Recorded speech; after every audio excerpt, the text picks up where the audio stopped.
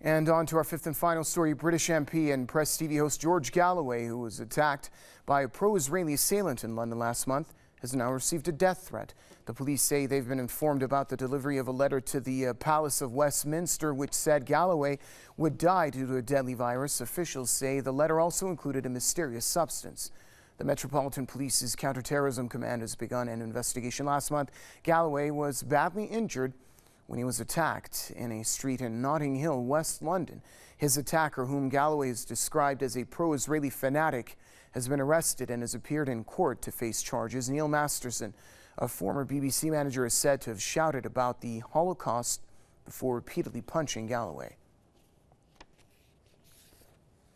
Issa Ali, our correspondent, joins us now from London. Issa, more trouble heading in the way of George Galloway. It seems that ever since he made those anti-Israeli remarks and expressed his support for the Palestinians, the anti-George Galloway campaign has been gaining momentum. Tell us more about the seriousness of this recent death threat.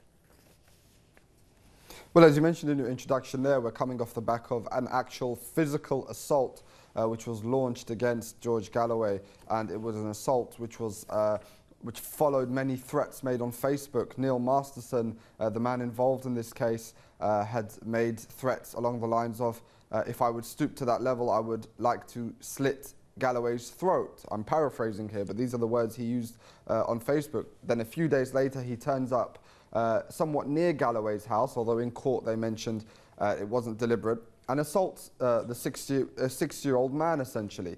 And now on Monday he pled guilty to 2 of those charges, not guilty to 1 of those charges. And now today we're seeing what is being described by police as mysterious substances being posted to the Houses of Commons aimed at Mr. Galloway, which were intercepted way before they got to him. And he's actually up in Scotland now campaigning in the independence referendum.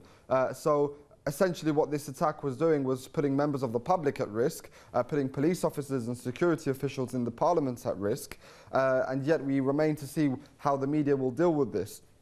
Many people have raised a very pertinent point that if a pro-Israeli MP had been attacked by someone of the Muslim faith, the media would be in an outcry describing this as an attack or a terrorist attack. And that is essentially how this should be dealt with, although it remains to be seen if that is how the police, the government, the media will deal with this situation.